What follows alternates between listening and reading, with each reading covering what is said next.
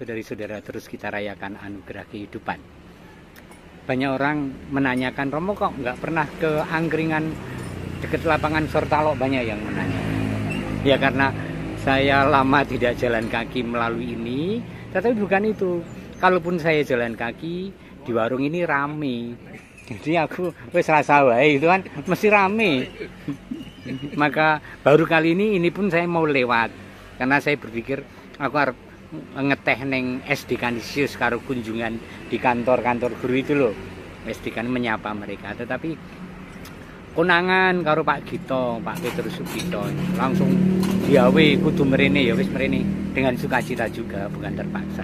Nggih Pak Gito nggih. Maka sekarang saya ada di sini.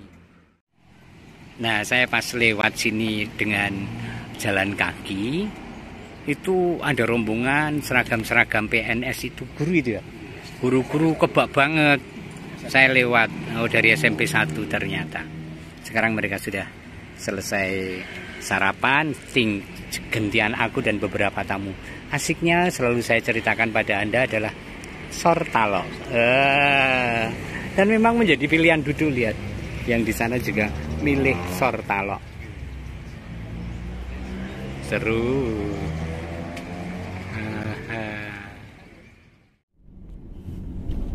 Jika tadi pagi saya jalan kaki olahraga dan mampir di warungnya Bu Ninis di pinggir lapangan, sekarang saya meneruskan perjalanan siang untuk merayakan Ekaristi di tengah umat Kedung Sono, Kabupaten Sukoharjo, tetapi parokinya Wonogiri. Ini jalan menuju ke arah sana. Misalnya jam 3 siang, karena mereka biasanya bertani, jadi jam segini untuk istirahat mungkin. Nggak tahu kenapa jam 3 siang, kenapa tidak jam 4. Tapi oke, semuanya oke. Kita melakukannya dengan senang hati. Baik, saudari-saudara, hari ini firman yang akan saya uraikan persis bacaan hari ini, yaitu ketika Musa dan umat Israel yang jumlahnya 600-an ribu itu mengembara di gurun keluar dari tanah Mesir, yang namanya pembebasan dari perbudakan, mestinya kan gembira, mestinya kan lega. Tetapi nanti kita akan melihat betapa umat itu cengeng dan gampang mengeluh, ya, kurang berjuang. Ketika mereka hidupnya susah di padang gurun, tidak banyak makanan, mereka mulai merengek dan mengeluh pada Musa. Kenapa? Musa mengantar mereka untuk mati kelaparan, kurang lebih begitu. Saya bacakan firman-Nya ya, nanti saya berhenti sebentar di satu sawah yang sangat indah. Saya sudah berhenti di persawahan yang sangat indah. Nanti saya tunjukkan di depan sana ada kuntul-kuntul, lalu ada gunung dan sawah yang sangat luas. Firman Tuhan demikian dari kitab Bilangan bab 11. Sekali peristiwa, dalam perjalanannya melintasi gurun pasir, orang-orang Israel berkata, "Siapakah yang akan memberi kita makan daging? Kita teringat kepada ikan yang kita makan di Mesir tanpa bayar. Akan mentimun dan semangka, bawang prei, bawang merah dan bawang putih. Tetapi sekarang kita kurus kering. Tiada sesuatu pun yang kita lihat kecuali mana." Itu keluhan umat Israel. Maka kemudian itu menekan jiwa pasti Musa. Maka apa yang kemudian dilakukan Musa adalah berdoa kepada Tuhan yang diyakini memimpin umatnya keluar dari tanah Mesir untuk mengalami pembebasan dari perbudakan menuju tanah terjanji. Maka doa Musa sangatlah indah. "Mengapa kau perlakukan hambamu ini dengan buruk? Dan mengapa aku tidak mendapatkan kasih karunia dalam pandanganmu? Mengapa engkau membebankan kepadaku tanggung jawab atas seluruh bangsa ini? Akukah yang mengandung atau melahirkan bangsa ini? Mengapa engkau berkata kepadaku, pangkulah dia seperti seorang inang memangku anak yang sedang menyusu? Bimbinglah dia ke tanah yang kujanjikan dengan sumpah kepada nenek moyangmu. Dari manakah aku mengambil daging untuk diberikan kepada seluruh bangsa? Sebab mereka menangis kepadaku dan berkata, berilah kami daging untuk dimakan. Aku seorang diri, tidak dapat memikul tanggung jawab atas seluruh bangsa ini, sebab terlalu berat bagiku. Sebaiknya engkau membunuh aku saja, jika aku mendapatkan kasih karunia dalam pandanganmu. Janganlah kiranya aku mengalami malapetaka. Lihat, stres si Musa, tetapi stres dan tidak lari kemana-mana kecuali kepada Tuhan yang dipercaya, memimpin dengan penuh cinta dan dengan penuh tindakan belas kasih dengan membebaskan dari Mesir. Maka Musa tidak lari kepada kekuatan lain kecuali pada Tuhan dalam keadaan yang sangat tidak mudah menghadapi umatnya. Saya tidak akan menyimpulkan tentang hal ini, tetapi kita masing-masing bisa kemudian memetik makna dari kisah. Di satu sisi, umat Israel yang cengeng, yang mengeluh. Di sisi lain, Musa yang merasa bertanggung jawab atas panggilannya dan mengeluh dan memohon tolong kepada Tuhan. Mudah-mudahan ini mewarnai hidup kita ya. Yuk. Kita melewati hamparan sawah yang sangat luas. Di kiri kita itu ada burung-burung kuntul atau blekok karo orang Jawa. Di sana juga itu lihat pada beterbangan burung-burung. Wow, banyak sekali pada terbang. Mereka mencari makanan yang berupa entah cacing, entah belut, entah serangga air, entah ikan yang ada di sawah. Karena sawah yang subur dan tanpa banyak pestisida itu juga banyak hewan-hewan yang menjadi makanan burung kuntul itu. Tuh, nih indah sekali kan? Ini kayak di mana ya? Kayak di luar Jawa kayaknya ya. Kayak di luar Jawa.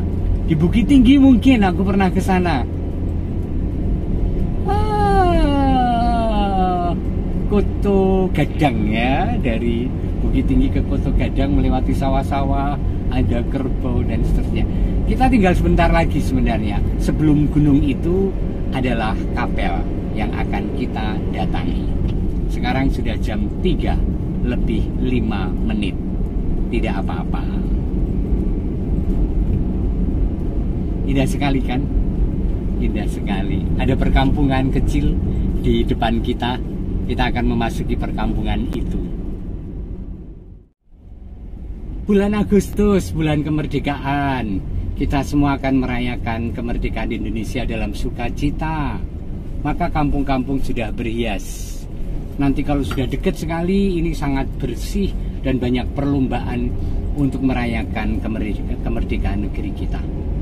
Sebentar lagi kita keluar kampung dan sampai pada kapel yang sudah banyak kali saya tampilkan di YouTube, saya kira ya.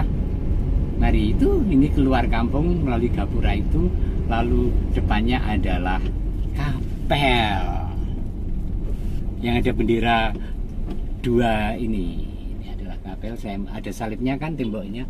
Oke, ada klakson, aman, dan kita masuk ke kapel ini. Mudah-mudahan ada yang siap untuk mengikuti Ekaristi. Kalau tidak ya rapopo seadanya.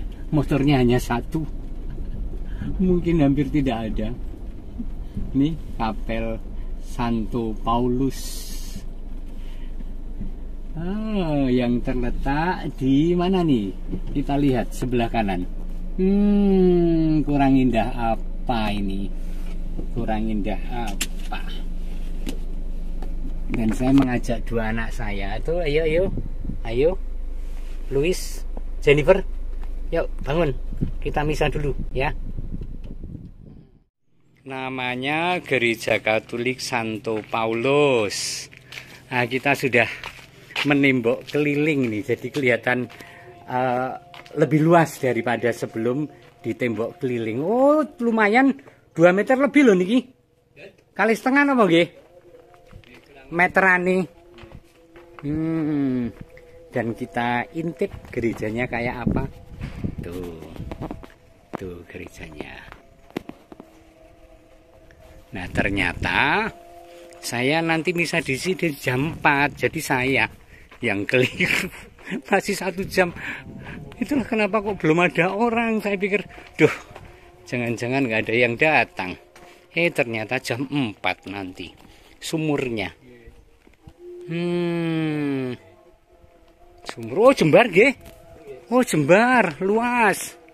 Tuh. Dan ini di tepi persawahan yang sangat indah loh. Ini sawahnya. Nih. Keren banget toh. Tuh. Menyenangkan. Skor 1-0 untuk kemenangan Kedung Sono. Saya yang kalah. Saya lihat kok hanya ada 1 motor. Ternyata misalnya itu jam 4. Saya kira jam 3. Wah, 1-0 dong. Maka saya akan ambil kesempatan untuk jalan-jalan. Karena depan kita ini ada beberapa tempat yang punya sudut yang indah. Namanya sekitar Gunung Sepikul. Pakai sabuk pengaman walaupun pelan dan di sawah karena berbunyi. Wah, indah sekali. Oke.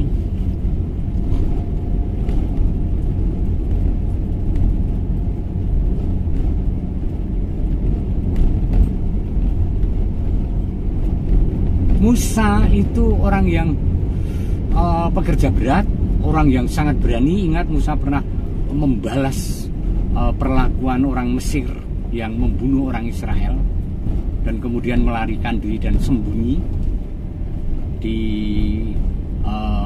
mertuanya di Jitro. Akhirnya mertuanya di Midian, dan kemudian memimpin umat Israel membebaskan dari Mesir. Itu gerakan yang sangat besar loh, karena diperkirakan ada 600 umat Israel yang keluar. 600.000, bukan 600.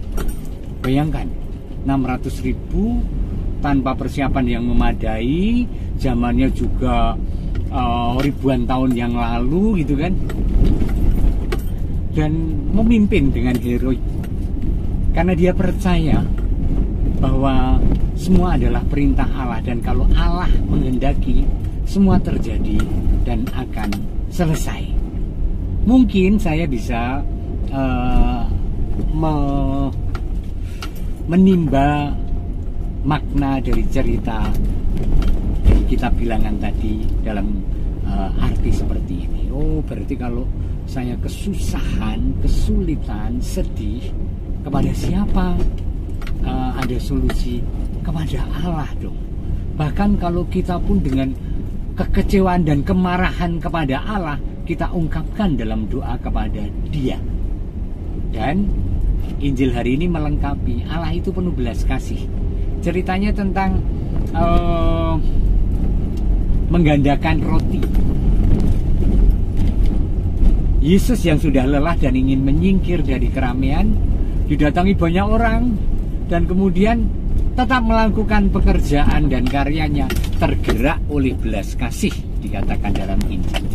Lalu Yesus memberi makan 12.000 orang. Nah, ini sebelah kiri ini, di sini ini ada yang namanya itu punden. Punden itu sesuatu yang disucikan, dikeramatkan, dan diuri-uri, dipertahankan. Itu tadi. Biasanya pohon yang besar, batu yang besar, gitu, punden. Nah, kita masuk ke area orang pit-pitan, karena saya dulu waktu Covid kalau sepedaan ya lewatnya tempat-tempat begini. Lama saya tidak sepedaan dengan fully kayu, karena diberi orang sepeda listrik sehingga agak manja. Tetapi saya rindu, mungkin besok pagi atau kapan tak sepedaan biasa. Kita kiri untuk ke Gunung Sepikul.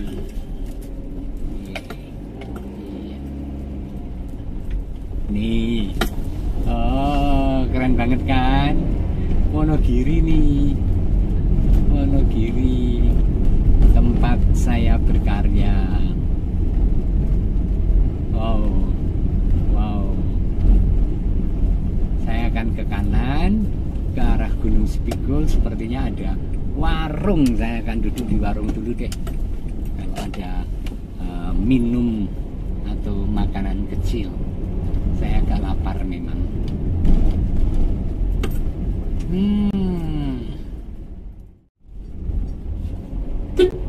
Hampir dekat dengan Gunung Sepikul tempat parkir. Apakah ada warung yang buka? Biasanya ada. Oh, ada motor-motor juga nih. Ini tempat parkir Gunung Sepikul. Ya, aku mau parkir sini aja dulu. Oke. Terus cari apa ya? Oke. Nah, sebelah kanan saya akan memperlihatkan pohon yang sangat besar. Ini ya pasti punden. Diuri-uri, dikeramatkan sebagai sesuatu yang perlu pelestarian. Dan ini adalah kearifan lokal. Lalu sebelah sana itu adalah pendakian ke Gunung Sepikul. Aku mau ke warung saja. Niki mestinya pun wiwit rame to nek setu minggu barang niku.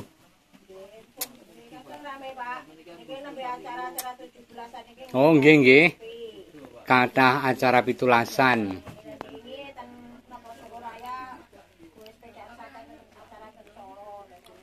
Oh.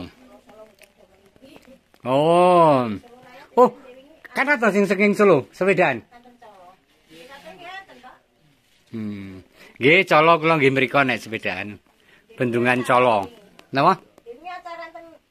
Teng Colo to?